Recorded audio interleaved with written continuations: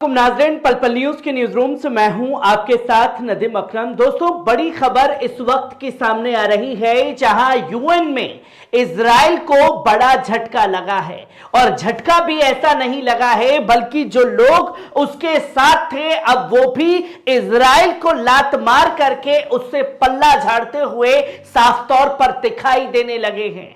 जहां यूएन में इजराइल को लेकर के एक प्रस्ताव लाया गया कि जो इजराइल फिलिस्तीन की जंग चल रही है उसके चलते सीरिया में तनाव बढ़ रहा है। जहां सीरिया के अंदर बीते कुछ ही दिनों के अंदर में 73 से ज्यादा यूएस मिलिट्री के ऊपर हमले हो चुके हैं और उसका कारण, उसकी फसाद की जड़ सिर्फ और सिर्फ इजराइल है। तो यूएन ने एक ड्राफ्ट तैयार किया और साफ तौर पर कहा कि अब इजराइल को गोलान जो सीरिया का एरिया है उस जगह से उसे निकल जाना चाहिए।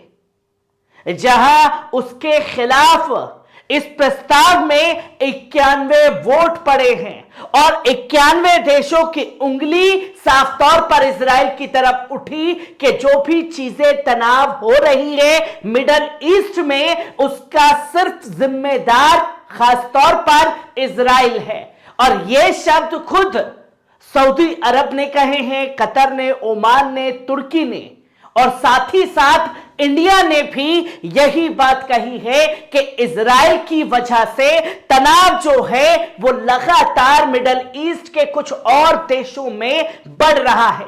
इसके लिए इजराइल को वो जगह अब छोड़ देनी चाहिए, उसे वहां से निकल जाना चाहिए। जहां आप ये साफ तौर पर देख रहे हैं कि क्लैश रिपोर्ट ने इसकी जानकारी दी। The UN assembly calls on Israel to withdraw from occupied and Golan Heights and the return to the border the exist on June 4, 1967। अब इस जगह को, गोलान हाइट्स जो सीरिया की जगह है, उस जगह को छोड़ देना चाहिए। यह प्रस्ताव रखा गया और इस प्रस्ताव में a total of 91 countries voted in favour of the document. 91 देशों ने कहा है कि इजराइल को वहां से निकल जाना चाहिए, इंक्लूडिंग, और इन 91 देशों में वो देश कौन से हैं? Russia, Brazil, India, China and Saudi Arabia. जो ब्राजील उसके साथ खड़ा हुआ था वो भी उसके खिलाफ इस प्रस्ताव में खड़ा हुआ दिखाई दिया। इंडिया से जो दोस्ती इजराइल की दुनिया के सामने है वो किसी से छुपी हुई नहीं है। उस इंडिया ने भी, खासतौर पर देश के प्रधानमंत्री श्री नरेंद्र मोदी जी की नेतृत्व वाली सरकार ने इस मामले में इजराइल से पल्ला झाड़ लिया है। जहां 8 countries including the United state and the United kingdom voted against. 8 देश ऐसे सामने आए जिन्होंने इस प्रस्ताव के खिलाफ ही जो है वोटिंग की है, जो कि साफ तौर पर 8 देश अलग थलग पड़ गए तो 62 देश, उन्हें मतलब ही नहीं है कि दुनियादारी में क्या हो रहा है क्या नहीं हो रहा, तो उन्होंने इस जगह पर एब्सेंट रहना बेहतर समझा। जो कि आप ये देख सकते हैं कि कल ये बड़ी मीटिंग जो है वो यूएन असेंबली के अंदर रखी गई, जहां आप साफ तौर पर देखें कि वो 8 देश कौन से हैं। दी सीरियन गोलान और आइटम नंबर 34A78L10 जो आइटम नंबर था इजराइल के खिलाफ, उसके खिलाफ वोटिंग स्टार्ट हुई, जिसमें 91 वोट जो है इजराइल के खिलाफ पड़े और फेवर में जो प्रस्ताव के खिलाफ गए उसमें से एक ऑस्ट्रेलिया, दूसरा कनाडा, तीसरा खुद इजराइल है, तो चौथा है मार्शल इजराइल, तो वहीं मिक्रोनेशिया जो 5वां देश सामने आया उसका नाम सामने है, तो छठा देश है पलू और 7वां है यूनाइटेड किंगडम और यूनाइटेड स्टेट। ये 8 देशों ने प्रस्ताव के खिलाफ ही वोट किया और इसमें इंडिया ने खासतौर पर इजराइल के खिलाफ जाना बेहतर समझा और इंडिया ने यह माना कि जो भी तनाव की स्थिति मिडल ईस्ट में हो रही है उसका कारण और उसके फसाद की जड़ खासतौर पर खुद इजराइल है। अब इसमें मैं आपके सामने रखने जा रहा हूं कि कौन से देश ने इजराइल के खिलाफ क्या बातें कही। और सबसे पहले आप देख रहे हैं कि कतर ने क्या कुछ कहा है, जहां कतर ने फिलिस्तीनियों के साथ अपने देश की एकजुटता दोहराई और खुद को खाड़ी सहयोग के साथ जोड़ लिया है। उन्होंने कहा कि गाजा में 50,000 से अधिक लोग मारे गए हैं या घायल हुए हैं या मलबे में दब गए हैं, जिनमें से ज्यादातर महिलाएं और बच्चे हैं। इसके चलते संयुक्त राष्ट्र के कुछ अधिकारियों ने गाजा पट्टी को बच्चों की कब्र के रूप में वर्णित कर दिया है, जहां यूएन के लोगों ने साफ तौर पर कहा, संयुक्त राष्ट्र संघ ने, कि बच्चों के लिए कब्रगाह बन चुका है गाजा और इसका कारण है मेन इजराइल। उन्होंने स्कूलों और अस्पतालों के रूप से निशाना बनाने, अंतर्राष्ट्रीय कानून और सम्मेलनों का उल्लंघन की कड़े शब्दों में निंदा की और गाजा इजराइल के कब्जे के कारण हुए अपराधों की जांच के लिए एक अंतर्राष्ट्रीय समिति स्थापित करने का ऐलान किया। उन्होंने फिलिस्तीनी प्रश्न के और व्यापक समाधान का भी ऐलान किया, जो फिलिस्तीनियों के आत्मसमर्पण के अधिकारों और 1967 सीमाओं पर एक स्वतंत्र राज्य की स्थापना गारंटी देगा, जिसकी राजधानी पूर्वी यरूशलेम होगी, जो कि यह स्थिति साफ कर दी गई कतर द्वारा। और कतर ने यह साफ तौर पर ऐलान किया क्योंकि कतर ही बीच में आकर के दोनों देशों के जो भी अभी बीच में युद्ध विराम हुआ उसके लिए अहम भूमिका निभाई। और कतर ने साफ तौर पर कहा कि तकरीबन 50,000 लोगों को शहीद करने का काम किया गया है और यूएन में यह स्टेटमेंट दिया गया क्योंकि गाजा का मुद्दा पूरी तरीके से हावी रहा। तो वही तुर्की ने क्या कुछ कहा, इंडिया ने क्या कुछ कहा और सऊदी अरब ने क्या कुछ कहा, क्योंकि वो बड़े देश जिसके ऊपर दुनिया भर की नजरें टिकी हुई हैं। जहां तुर्की ने कहा कि अक्टूबर के बाद से गाजा में मरने वालों की संख्या लगभग 15,000 लोगों तक पहुंच गई है, जिनमें ज्यादातर महिलाएं, बच्चे, वहां लगभग आधी आवासीय इकाई नष्ट हो गई है और 2 मिलियन से अधिक फिलिस्तीनियों को मानवीय सहायता की सख्त जरूरत है।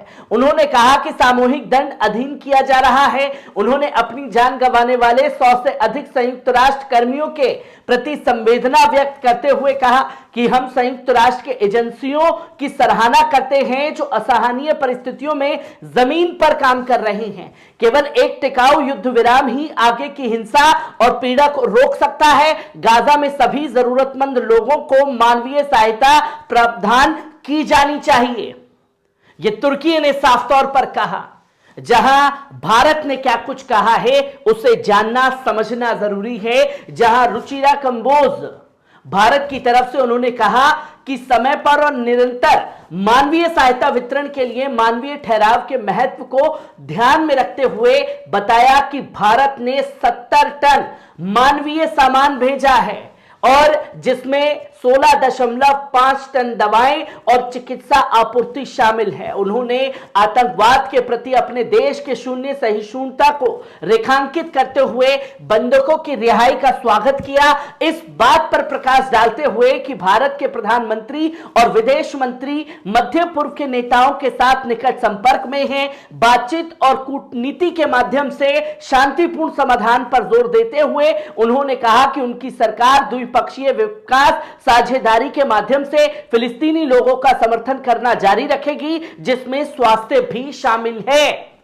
और साफ तौर पर बड़ा कदम जो है इंडिया की तरफ से उठाया गया और केंद्र की नरेंद्र मोदी सरकार ने खास तौर पर आईना दिखा दिया इजराइल को और बता दिया कि आपने जो किया है उसे एक ही भाषा में आतंकवाद कहा जाता है। जहां आपने बच्चों को शहीद करने का काम किया और बाद में यह भी बताया कि किस तरीके से भारत जो है फिलिस्तीन के मुद्दे पर उसके साथ खड़ा हुआ है और जो भी मदद देनी होगी फिलिस्तीन को वो लगातार देता रहेगा। सऊदी अरब ने खुद को खाड़ी सहयोग परिषद के साथ जोड़ते हुए इजरायली अभियानों को खारिज करते हुए कहा कि स्थायी गलियारों में स्थापना के साथ उन्हें समाप्त करने का ऐलान करना चाहिए।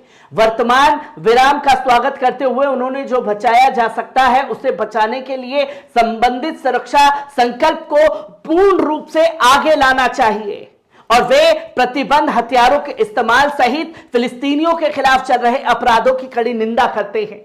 अंतर्राष्ट्रीय समुदाय इजराइल को जवाबदेह ठहराने का अपील करते हैं। दोहरे मानदंड और चयनकर्ता व्यवस्था की वैधता और शांति और सुरक्षा रखरखाव दोनों को कमजोर करना है। जहां इसके अलावा वे वेस्ट बैंक में बस्तियों में भूमि के कब्जे, साथ साथ अल अक्सा मस्जिद पर घुसपैठ, इसकी कानूनी स्थिति को बदलने के प्रयासों की निंदा करते हैं। जहां सऊदी अरब ने साफ तौर पर बताया कि वो 2 स्टेट थ्योरी की मांग करते हैं और साथ ही साथ यह भी कहा कि जो मस्जिदों में हो रहा है और जिसके लिए सऊदी अरब मशहूर है कि सिर्फ निंदा पेश करना है, तो वो निंदा यूएन में भी पेश कर दी है और इजराइल के खिलाफ वोट जाके किया है। और रही ईरान ने साफ तौर पर कहा कि रिपोर्ट के आधार पर जमीन पर स्थिति निरंतर इजरायली कब्जे का परिणाम है, जो मध्य पूर्व में संकट और संघर्ष का मूल है। 2023 की पहली छमाही में फिलिस्तीन के हताहतों की संख्या 2006 के बाद से सबसे अधिक संख्या दर्ज की गई है। इजरायली निवासियों ने स्कूल जा रहे बच्चों सहित फिलिस्तीनियों को निशाना बनाया है, फिलिस्तीनी घरों और वाहनों पर हमला किया है, तोड़फोड़ की है। उन्होंने फिलिस्तीनियों के अधिकार के रूप में ये तमाम बातें सामने रखी हैं और जो नाकेबंदी कर रखी है इजराइल ने, उसे खत्म करना चाहिए। और अफसोस की बात है कि तमाम बड़े बड़े संगठन होने के बावजूद भी अभी तक इजराइल के इस आतंकवाद पर लगाम नहीं लगा पाए हैं। खुल करके ईरान जैसे हर मीटिंगों में इजराइल को घेर रहा है, यूएन में भी यही तरीका उसने खासतौर पर अपनाया हुआ है। बड़े देशों ने क्या कुछ कहा उसे आपके सामने रखा और कितना बड़ा झटका इस मीटिंग से इजराइल को लगा है, ये तस्वीरें भी दुनिया के सामने हैं। हर एक रिपोर्ट से आपको रूबरू कराता रहूंगा। दीजिए इजाजत, शुक्रिया।